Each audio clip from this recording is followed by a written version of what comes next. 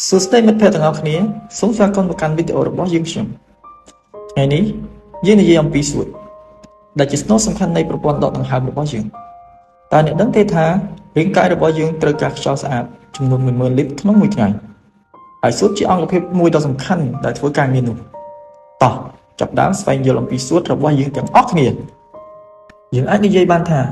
សួតគឺជាម៉ាស៊ីនដ៏អស្ចារ្យមួយរបស់រាងកាយតួនាទីចម្បងរបស់វាមានផ្លាស់ប្ដូរឧស្ម័នអុកស៊ីហ្សែននិងកាបូនឌីអុកស៊ីត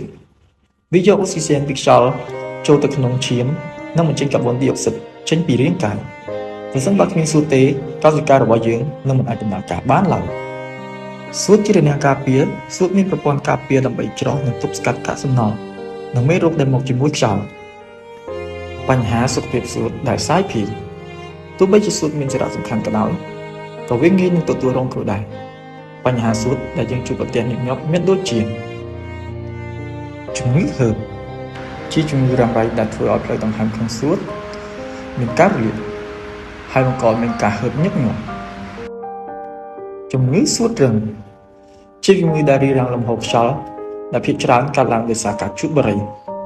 អ្នកជំងឺមានអារម្មណ៍ហឺតនិងមានការហៀរសម្បារជំងឺរលាកសួតការរលាកនៅក្នុងបំពង់សួតដែលមានដើមមកពីមេរោគឬបាក់តេរី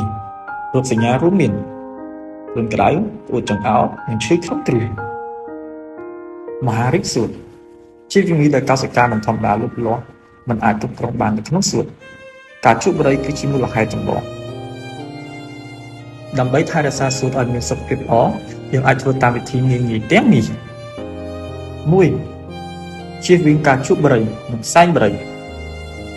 នេះគឺជាវិធីដ៏សំខាន់បំផុតក្នុងការការពារសួត 2. ជៀសវាងការស្នាក់នៅកន្លែងដែលមានសែងធូលីឬឧស្ម័នគីមីប្រសិនបើធ្វើការក្នុងបរិស្ថានបែបនេះត្រូវតែស្លៀកពាក់ឧបករណ៍ការពារឲ្យបានត្រឹមត្រូវ 3.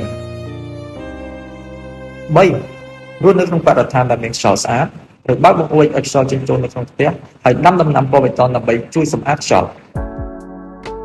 4. ទទួលទានអាហារដែលមានជីវជាតិបន្លែ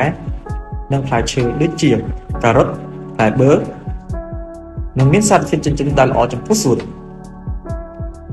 5. ទទួលយកវ៉ាក់សាំងការទទួលយកវ៉ាក់សាំងដូចជាវ៉ាក់សាំងគ្រុនផ្លាសាយ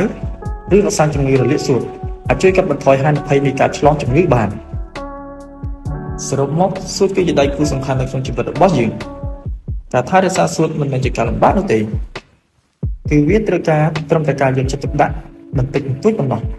តោះចាប់ផ្ដើមថែរក្សាសួតរបស់យើងចាប់ពីថ្ងៃនេះសូមអរគុណចំពោះការតាមដានសូមជួបគ្នាម្ដងទៀតនៅក្នុងវីដេអូក្រោយសូមអរគុណ